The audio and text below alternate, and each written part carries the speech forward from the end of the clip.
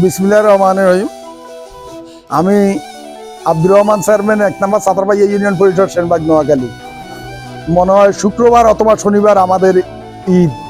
আমরা ৩০ রমজান শেষ করি।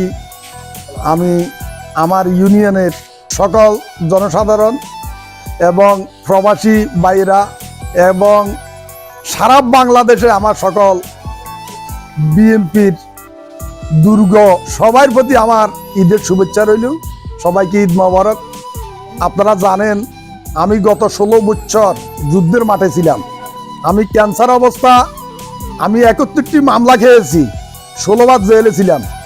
আমার অপরাধ আমি বিএনপি করি।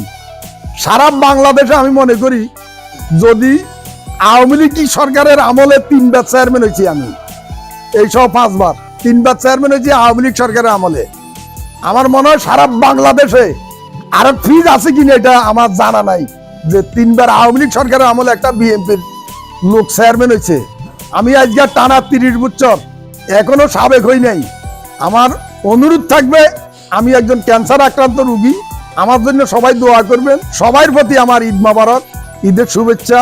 প্রবাসী ভাইদের প্রতি ঈদের শুভেচ্ছা। আপনারা তো আমরা তো একজনের লোক কোলাগুলি করুন। আমরা যারা প্রবাসে আছেন কেউ তো আর আমাদের কোলাগুলি করতে ইচ্ছে না, তো সবার আগে আপনাদেরকে ঈদের শুভেচ্ছা। আমি এখন আপনারা তো জানেন আমি বিগত আজকে ৩০ বছর চেয়ারম্যান হয়েছি দলিক।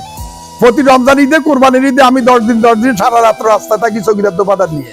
আমার ওই কার্যক্রম ইনশাল্লাহ আজকে ৩০ বছর চলতেছে, এখনো চলতেছে। এখনো আমি ডিউটিতে যাবো, আমার চকিদার দোকানদার আমাদের জন্য অপেক্ষা করতেছে। আর আমি রহমান চেয়ারম্যান চকিদার দোকানদারের রাস্তা রাখি, আমি কোনো ঘরে ঘুমতে না।